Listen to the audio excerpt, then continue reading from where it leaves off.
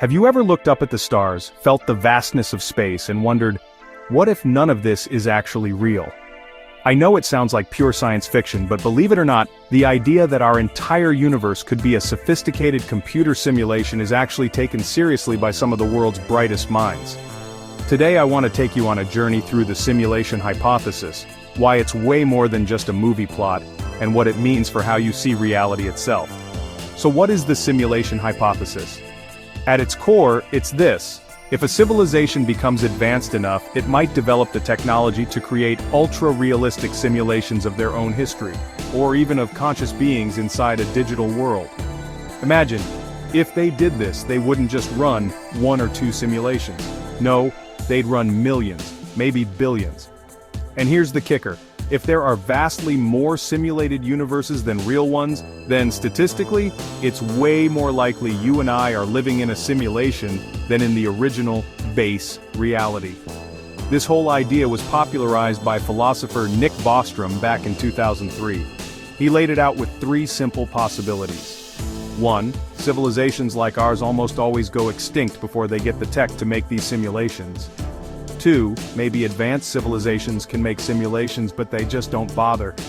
Or 3, and this is the wild one, we're almost certainly living inside a computer simulation right now.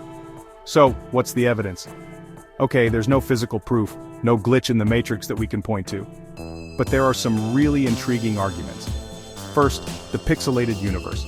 When physicists look super close, at the tiniest scales, space itself seems to be made of tiny, indivisible units, like the pixels on your screen.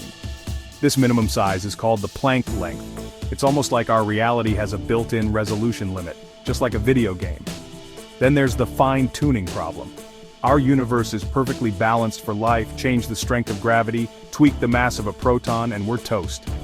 To a programmer, this is a lot like tweaking your game settings to make sure the world actually works. And don't forget information itself. In our universe, there's a speed limit, the speed of light. Information can't travel faster than that. Why? Well, in a simulation, those kinds of limits would help keep things running smoothly, making sure the computer behind it all isn't overloaded. Now, let's be fair, the simulation hypothesis has its critics. Some say it's impossible to prove or disprove, so it's not really science, just a fun thought experiment. Others argue Occam's razor. The simplest explanation is usually the best, and we're just real is a lot simpler than we're code in someone's cosmic computer. But let's play with the idea for a second. If we are in a simulation, does it change anything about our lives? Does free will still matter?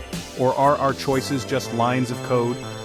Or maybe, just maybe, the program is so complex that free will naturally pops up, just like it would in any real universe.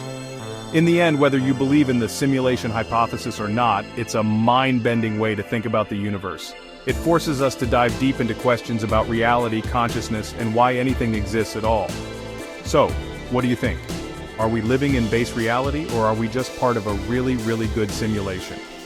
Let me know in the comments below, and don't forget to subscribe for more journeys into the unknown.